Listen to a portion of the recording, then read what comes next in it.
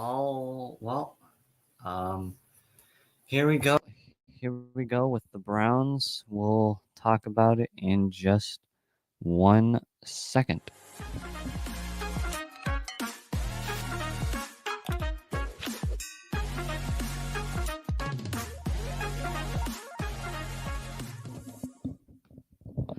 All right, welcome back to Browns Breakdown. I keep clicking. I click that button all the time.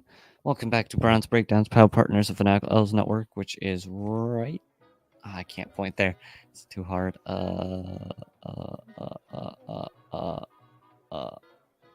Yeah, never mind. Anyway, it's up that corner right there. But Fanatical Elves Network, Fans for Sports Network, and also partners with, you guessed it, Hemisphere Coffee Roasters right there. Perfect, right in the middle. I'm so proud of myself right there. If you use that referral code, we get 15% of the money. Best coffee you'll ever taste, I promise. It's like going from a 1944 car missing 3 wheels and its engine to a 2024 Corvette. It'll be the best coffee you'll ever taste. My stutter's so bad right now. You'll ever taste. I promise you'll never want to go back. Insane coffee. They talk to the farmers directly. They shake their hands almost always. It's some of the best coffee you'll ever have. Please go check them out. We get 15%, but you have to use that referral code right there. All right, so let's get to the Browns now. Unfortunately, we aren't sponsored by the Browns. It would be awesome if we were, but shout out to the Browns anyway. So we are going to be playing the Eagles this game. Now, the Eagles right now are an interesting team because they have the pieces to be good. They just aren't. And it looks like they've already had their bye week as well, so they're coming off of a bye, it appears. We'll see what that means, and we'll see if that is going to be a problem, because they'll be more rested or whatever. I don't think we have to worry. I don't think it's going to change a whole lot, but they are off of a bye, so they don't have any injuries or anything like that right now. So we'll see what that ends up meaning, if that changes anything, which it usually changes a little bit, but it's never... Oh, I forgot to start my music. Did I? Oh, no, I didn't. I thought I did. Anyway, so back to the Browns. We are 1-4. The Eagles are 2-2. That's where we're placed right now. How important this game is for the Eagles, we'll see, but this is an extremely important game for the Browns, because if you lose this game, your season's over, more or less.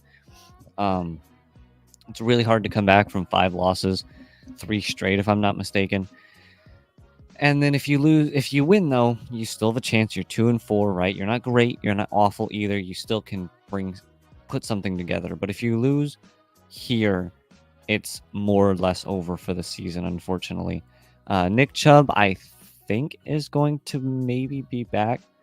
He should be on the injury report. Nope, he's out. He's still out for this game, so he won't be playing this game. He might be back next week. Like I said, if we lost that game last week, Nick Chubb would not play against the Eagles, but he'll probably play against the Bengals.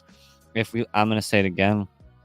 If the Eagles beat us here and we turn to 1-5, we probably will start him on the Ravens game and just ignore the Bengals game. We might not even start him the whole season even. I don't know. So he's out right now, Nick Chubb. He will not be playing, unfortunately. So that is the kind of... We'll get into my opinion of the game in a few... probably after the ad break.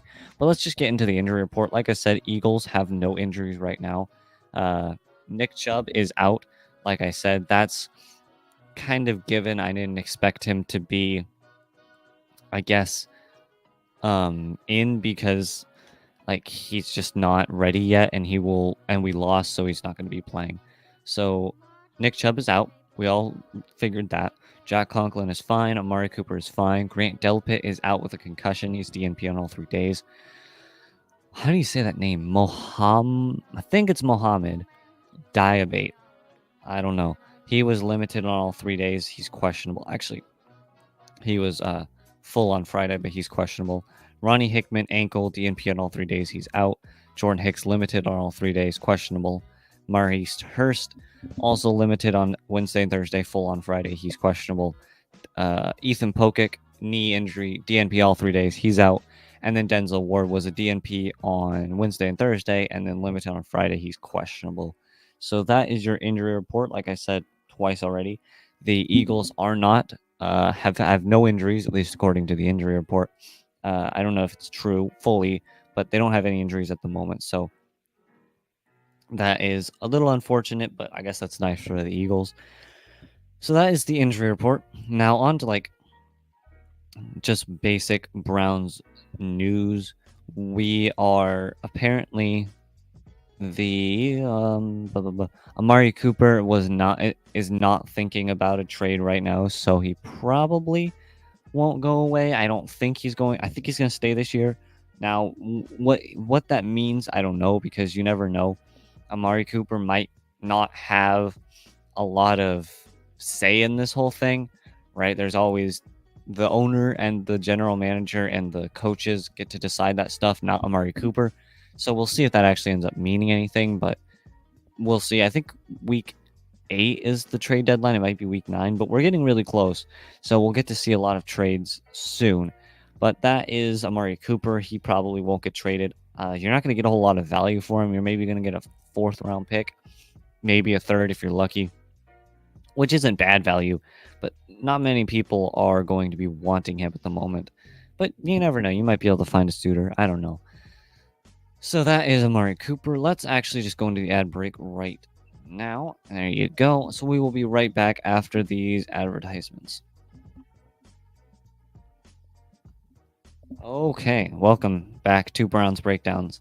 So, on to my opinion and stat predictions, I guess, for the game. What I'm thinking is the offensive line probably isn't going to play as well as we'd like them to, and there's nothing we can do about it. The offensive line has not performed up to a level we've liked at all this whole season. The offensive line has had a lot of injuries, yes, but they just haven't played very well. So I'm not expecting a very good game from the offensive line, even though they're starting to get healthier and we're starting to get our players back. I still don't believe this offensive line is very good right now. I'm not saying they're bad. I'm just saying they're not as good at the moment. They could be better, right? And so what that means for Deshaun Watson is I don't think we're going to have 7 sacks like we did last week. It'll probably be closer to maybe 4 or 5. I don't think we're going to get lower than that, though. I don't see there being more than or less than 2 sacks. I think it's going to be 4 to 5 sacks this game. Might even be more. It might be a little less, but I don't see it being anywhere less than 2 sacks. So 2 to 5 is kind of my range of expectancy. I don't think this offensive line is going to hold up very well. Just there's nothing we can do about it, unfortunately. And like I've said, we probably want to trade. And I was mistaken a lot, by the way. I kept thinking we were positive in the cap. We are not. We are 4 in the negative at like negative 50 million right now. I heard my numbers wrong. I heard positive this whole time, not negative. So that's my fault. I apologize for all that. We do not have cap space. That means that's mostly Deshaun Watson. I think he's going to have like a $71 million cap hit in the next 2 years, or per year. So it's like 70 million per year, which is outrageous. But unfortunately, what we have to deal with, and there's nothing we can do to get out of it because we decided to fully guarantee his contract. Anyway, we have a lot of things we have to address, but we have a lot of ways we can address them. We have our own 1st round pick. I don't think we should get rid of our 1st round pick. I think we should keep it. I think we should draft a quarterback with it. I hope that's what we do. I really hope we draft a quarterback, whether it be Shedeur Sanders, Quinn Ewers. I think Carson Beck is in this draft, but I'm not positive about that. But I would much rather draft a 1st round quarterback, it's not a great quarterback year. I think the quarterback from Alabama is also available. It's not a great quarterback year, but I think our 1st or 2nd round pick should be locked up for a quarterback. Will we draft a quarterback? Probably not, unfortunately. I think we should. I think it'd be really smart because you could let him sit on the bench, which has been proven multiple times now to actually be the good idea instead of starting them immediately. If you can keep him on the bench for a year and let him practice, I'm just saying maybe that's a good idea, and maybe rebuild your team a little bit around that quarterback while he practices and stuff. So I don't think we're going to get rid of our 1st round pick. I think we're going to keep it. Our 2nd round pick is a little bit more up in the air. Could we possibly get rid of it? Maybe, probably not. I think we'll keep our 1st and 2nd round picks. I don't think we have to worry about those getting traded. I think our first round pick will either be a quarterback, a defensive lineman, or an offensive lineman. And our second round pick will either be, well, same thing, quarterback, defensive lineman, or offensive lineman. Because there are going to be some decent quarterbacks in the second round. Quinn Ewers might fall like a, I think Carson Beck might be there. You never know where exactly quarterbacks are going to go. The quarterbacks are literally the most important position in the game and get extremely overpriced. So unfortunately, you're going to have to kind of deal with the prices with a quarterback being drafted in the first round, even if he's not a first round talent. Unfortunately, you just have to deal with that. There's nothing you can really do about it. Hopefully, I think we should draft a quarterback. Will we? I don't know. But we have ways to get we have ways to get out of this problem of a bad offensive line and all these things. We have a very young wide receiver core, by the way. And in terms of NFL standards, they're pretty young. I mean, Elijah Moore is young. Jerry Jeudy's young. Jamari Thrash is young. The guy from Clemson, if that isn't Jamari Thrash, is young as well. We have a very young David Njoku's somewhat young. Not young, but a good wide receiver core in terms of and tight end in terms of like NFL standards, right? Because like 30 is considered like when you start tapering off, when you start your decline. Like 28 is the prime, more or less. And David Njoku is 28. So, I mean, it's not a perfectly young wide receiver core, but it's not old either. Elijah Moore is 24. That's very young. Let me find who are the other guys. Jerry Jeudy. Here we go. Jerry Jeudy is 25, also very young. So, I mean, we have a very young wide receiver core. Jamari Thrash. Let me see if I can't find him. Jamari Thrash, he is 23. So, not a bad wide receiver core at all. Very young. So, if we do draft a quarterback and we sit him for a year, that would make Njoku 30, and tight ends at 30 are still pretty good. That would make our wide receivers like 28. I mean, you could do it, but it's not a set in stone problem that we can't deal with. Now, what are we going to do with Deshaun Watson? I don't know. Probably continue to play him for these next 2 years. You really can't do anything about him. There's no way to get rid of him. No one's going to pick up this contract. You kind of just are going to have to sit here and suck it up and deal with it. Unfortunately, I wish we could do something about it, but unfortunately, we really can't. But I mean, next year, again, if we draft a quarterback this year, bench him next year, the quarterback, right? That'll mean he'll start the final year of Deshaun Watson's contract. Maybe. I'm looking too far in the future. We still need to finish this season before we start talking about the draft, unfortunately. But that's just my ideas. But on to my stat predictions really quickly. I have had my wrong banner up this whole time. Whoops. I always forget to change banners. But on to my stat predictions for a few minutes. I'm going to say, in terms of score, what do I want to put for the score? I'm going to say, coming up with this on the spot, so that's the most accurate. I'm going to say Browns lose. I don't think we're going to win, unfortunately. I'm going to say Browns lose 28-17.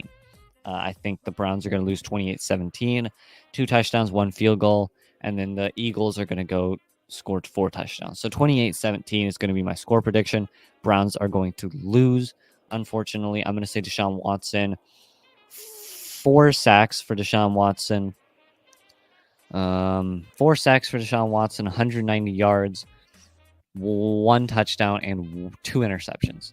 Actually, no. We'll just do 1 interception. So for Deshaun Watson, I'm going to say 4 sacks, 190 yards, 1 touchdown, 1 interception. 28-17 Eagles is going to be my score prediction. I think it's just going to be another Browns game. It's just not going to be a good game. I don't think they're going to score all over us like the Commanders did. I think it's going to be a less scory game. I hope so. But that's my score prediction for now. It's not going to change. What do I mean for now? But that's about it. That's all I really have for you guys. I hope everybody enjoyed as much as I did. This has been a really rough season. I know it sucks. If we lose, I'm putting us at 32. By the way, if the Browns lose, we're the worst team in the NFL, in my opinion. If we win, we'll see. But if we lose, I'm putting them at 32 on my power rankings. They're already 31. I have the Patriots at 30 and the Browns at 31. So we're already the second worst team in the NFL, in my opinion. But it might get better. I don't know. So I love you guys all. Thank you so much for listening. I will talk to you guys on Wednesday, hopefully after a Browns win. Where's my outro? All right. Peace.